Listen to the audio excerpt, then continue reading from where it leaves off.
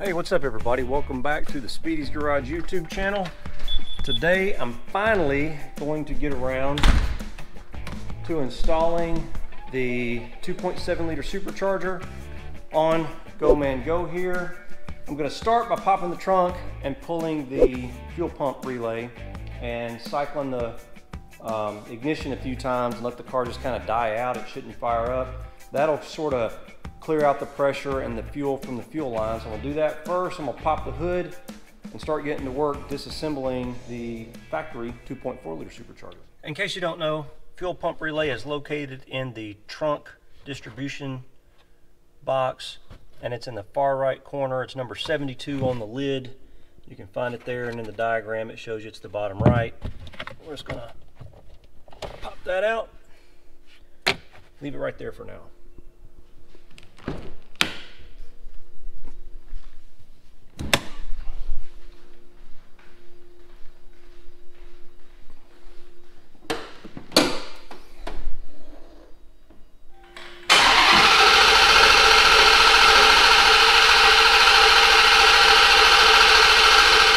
That out of the way, this is sort of what we're working with.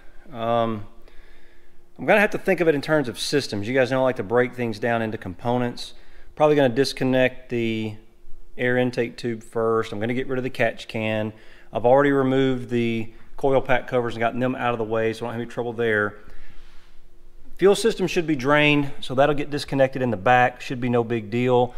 The coolant system for the supercharger, it's a separate circuit than the engine cooling system. They use the same coolant, but it is a separate circuit. That's going to get interesting because the coolant lines have to be disconnected either at the back of the supercharger or somewhere in here to allow the supercharger to come off, but I don't want the cooling system to just drain all the fluid out. So I'm going to have to figure out a way to sort of pinch those lines or cap those lines, and then I'll probably put some caps on the back of the water manifold back there to keep it from making a big mess and leaking everywhere.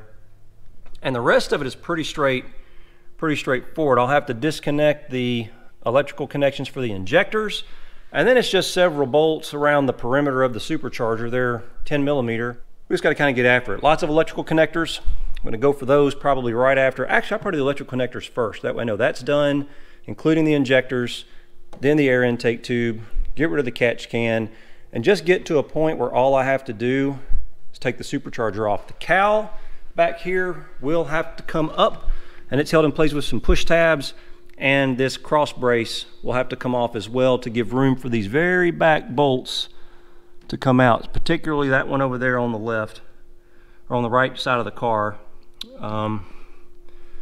Yeah, so let's go after this first, get that out of the way. That windshield wiper, I remember, has to come out.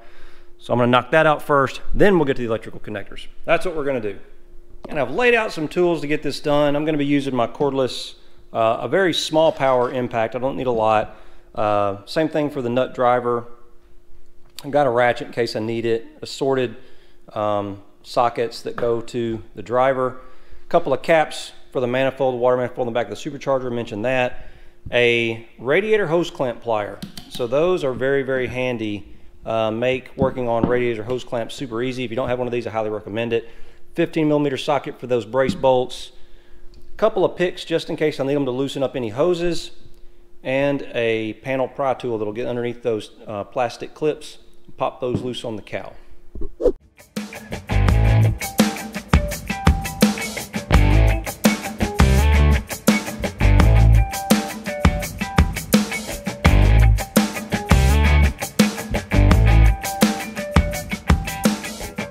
Well, that's really everything I can sort of do by myself. I've got the supercharger prepped.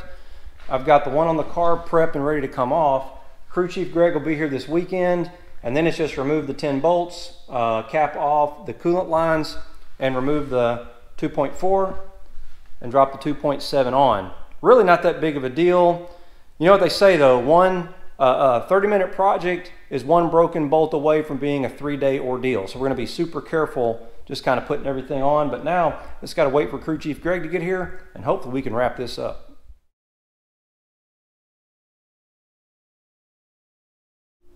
It's Saturday and Crew Chief Greg is on his way now. I'm prepping to pull the supercharger. The supercharger cooling system, remember it's separate from the car's cooling system, but the way these systems work with the cap and everything, it's designed to build pressure. Water boils at a different temperature when it's under a little bit of pressure. So I have removed the cap to release all that pressure. So I went ahead and did that, and I did unplug the overflow tube and cap that off, because you want to release the pressure from the system, and then you want to put the cap back on tight to create a vacuum. So when you unplug the hoses, they'll be less likely to leak very much because there's a vacuum holding the fluid back. I'm going to test the fluid. I'm curious. I think it's 50-50 mix they put in there from the factory. I'm going to check and see what the temperature it's good to is in terms of freezing and boiling. I think I've said this before, water is your most efficient absorber of heat in a system like this. The reason you put antifreeze in it is for anti-freeze. So, and some boiling protection too, but primarily for freeze protection. You don't want this thing to freeze up. It'll break your intercooler and all that stuff, potentially your heat bricks and everything else. So I'm thinking maybe a 30-70, so 30% antifreeze, 70% water, so you got more water, or maybe a 40-60, 40% antifreeze, 60% water, so it's more biased towards the water. But I'm going to check some temperatures and start getting ready to mix up my mix, I guess I should say. And some of it's still going to be in the system, so I'm going to have to sort of get it close. That's what I'm working on now. That way when Greg gets here, we're just going to yank the supercharger off, and hopefully it's super easy.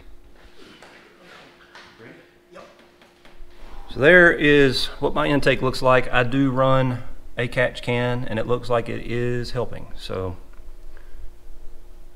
there we go. Now we just got to get the 2.7 on the car. Come to the back to the front just a little bit. Close. Oh, too far.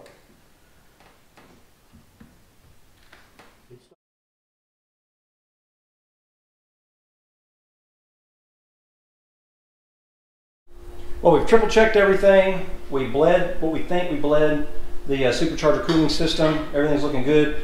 I've got a startup tune. There's not a ton difference, but the sensors are different. It's obviously going to have more air. So I did write a tune based on my old tune, just with some updates. We're going to load that in the car, and then it's time for first fire. There it is, purring like a kitten.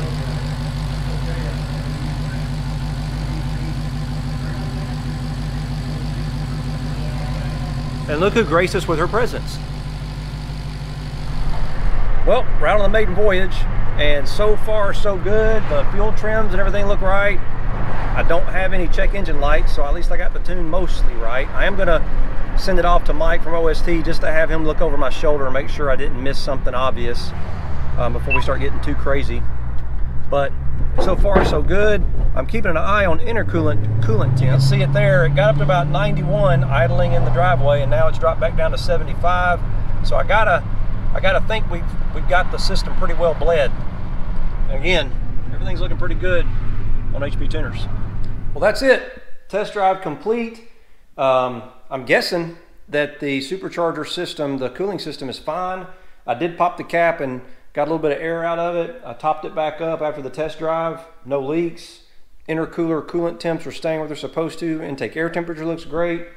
So all in all, not really too difficult to swap it out. The hardest part, obviously, is lifting the supercharger on and off the car. You definitely need some help. If you're gonna try to do it by yourself, you can try to get some hooks or something to go in where maybe some of the bolts are, and use it like a cable system with a engine hoist to get it out. It'd probably be much easier, but Crew Chief Greg and I got that done. Not too much trouble. And then fighting with the coolant lines at the back. That's sort of a pain too.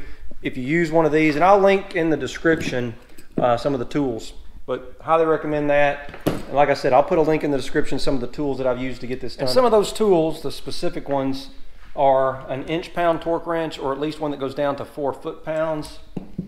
And I did use one, a bigger one, goes up to, goes up to a lot, but I need one to get up to 22.